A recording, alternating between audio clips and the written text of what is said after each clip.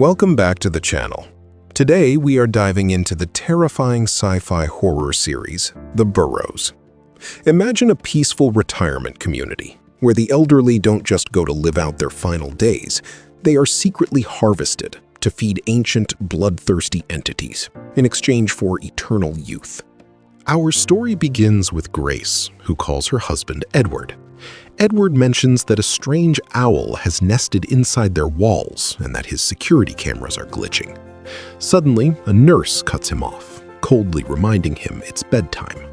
Later that night, while Grace is asleep, a horrific creature sneaks into her room. It turns up the TV volume to wake her. She screams, running out into the street for help. But the creature is blindingly fast.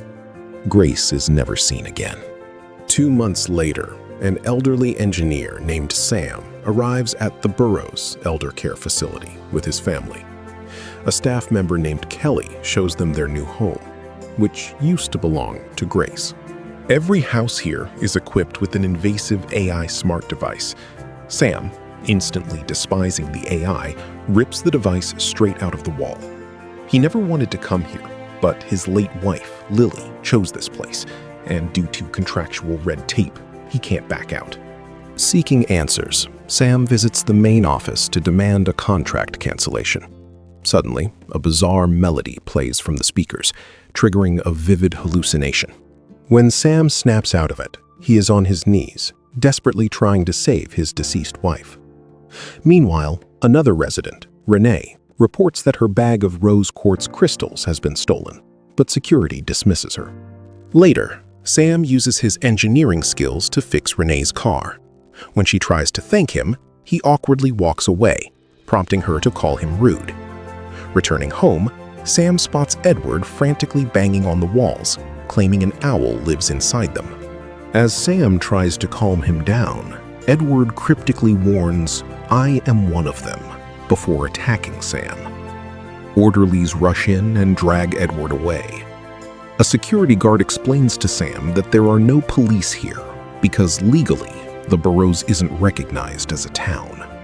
Sam is taken to the CEO, Blaine, who apologizes profusely and promises to tear up Sam's contract if he stays away from the authorities. Blaine even convinces Sam to give the place one more chance. The next day, a welcome barbecue is held in Sam's honor. A resident named Julia recalls Grace as a vibrant woman before suddenly choking on her food. The scene triggers Sam's trauma about Lily, and he storms off. Back home, his front door handle breaks, trapping him out. A neighbor named Jack reassures him that he has a bright future at the Burrows. Deciding to stay, Sam fixes the handle and goes to sleep, only to be awakened by a piercing electronic beep coming from Jack's house. Sam breaks into Jack's house, unaware that Jack is currently being slaughtered by a monster. Sam tries to attack the beast, but accidentally trips over a wire. Spooked, the monster flees. The medical staff try to convince Sam that Jack died of a heart attack, but Sam knows what he saw. That night, Sam dreams of his wife, but the nightmare turns horrifying when a massive claw erupts from her forehead.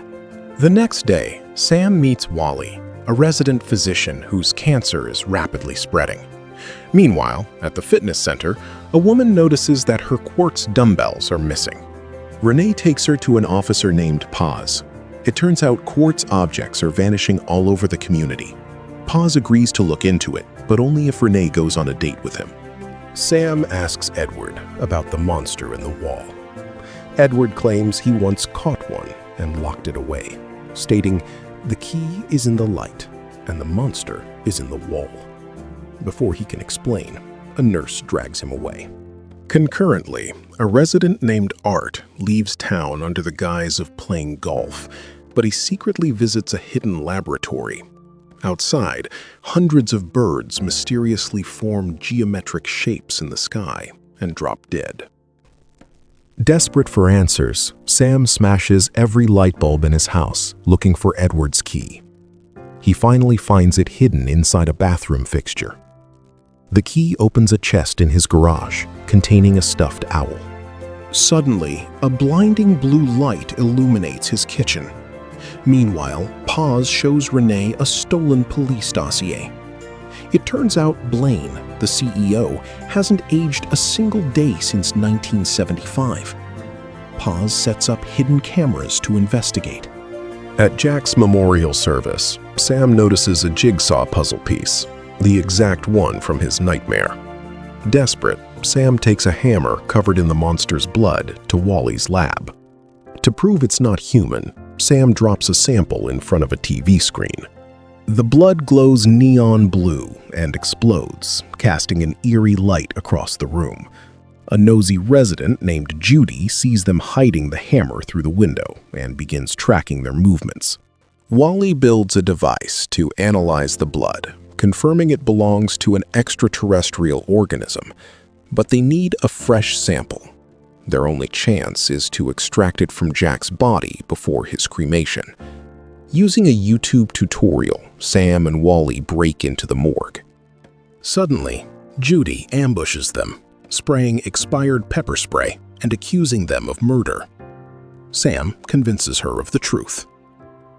Wally examines Jack's corpse, discovering tiny puncture wounds leading directly into his brain. They realize the monsters are using the residents as a food source. Meanwhile, Art is exploring the desert and discovers an abandoned mine shaft. Deep inside, a strange tree is growing. Art plucks its fruit, and the pollen instantly heals his wounds. He takes a bite. The next day, Art's hearing is restored, and his vision is perfect. When a robber invades a gas station, Art takes him down with superhuman strength. Back at the facility, Blaine informs Sam that Edward died right after their encounter. Realizing they are in grave danger, Sam, Wally, and Judy team up to catch the beast. Since it feeds on brains, they extract cerebral spinal fluid from a cadaver to use as bait. Back at home, Wally sets up a trap. The fluid will lure the alien to a mannequin, and heavy magnets will weaponize a television's cathode ray tube to blast it. That night, the creature arrives. The traps glitch, forcing Judy to shoot it. The wounded monster retreats through a hidden tunnel inside the kitchen oven. The team follows it into a massive underground labyrinth connected to every house. Nearby, Paz and Renee discover a chamber filled with caged monsters. They deduce that Blaine and his inner circle are draining the creature's blood to use as an elixir of youth. Art enters the cave, but the healing tree has withered. A woman named Annalise appears, her eyes glowing in the dark. She reveals that she and Blaine bought the mine decades ago.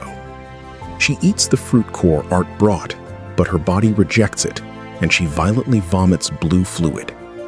Mutating into a hideous beast, she chases Art. Sam's team hears Art's screams and rushes to his defense. Standard weapons fail to harm the mutated Annalise, but she retreats into the shadows.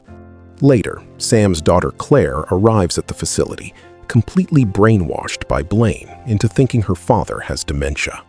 Deep in the tunnels, Sam's team finds a dying monster. Wally wants to study it, but Judy puts it out of its misery.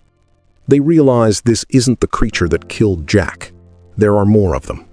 Suddenly, Wally is blackmailed by Blaine into working for them in exchange for the team's survival. They are fitted with tracking bracelets, and their internet is cut. In the lab, Wally makes a shocking discovery. In 1949, an alien egg hatched, creating the Mother. Her blood grants immortality, but she requires cerebral spinal fluid to survive. The Burrows was built entirely to harvest the elderly to feed her and her offspring. However, because she was fed human fluid for so long, the Mother is slowly mutating into a human herself, causing her to die. Sam uses an app to jam the facility's frequencies, allowing him to rip off his tracking bracelet. Wally decides to save the Mother from her torment. He smuggles her out of the lab, disguised as a resident. She waves to her alien children with her extra set of arms as they escape into the kitchen ovens. Judy and Art stay behind to hold off Blaine's security guards. Judy is brutally shot. Meanwhile, Sam hooks up his weaponized TV arrays inside his house. When Blaine and a partially mutated Annalise attack, Sam blasts them with the TV frequencies. The weaker alien entities literally disintegrate, and Blaine and Annalise collapse under the agonizing rays. Wally tends to Judy, but she tragically passes away. The mother approaches Judy's body and uses her cosmic powers to resurrect her. Sam takes the mother to the desert cave where the ancient tree once grew. Suddenly, a surviving Blaine ambushes them, snarling, "I am officially terminating your contract." But before he can strike, the cave fills with roaring monsters. The mother violently detonates in a flash of light, killing Blaine instantly. The blast teleports Sam into a peaceful hallucination where he shares one final dance with his late wife, Lily. Sam wakes up, back in reality. The nightmare seems over and life returns to normal. But as Sam looks into a mirror, his reflection violently glitches out, leaving his humanity in question. What a wild, terrifying end to the first season. Will Sam become a monster himself? Can the residents truly escape the Burrows? Let me know your theories in the comments below. Don't forget to like, share, and subscribe so you don't miss our recap of Season 2 the moment it drops. See you next time.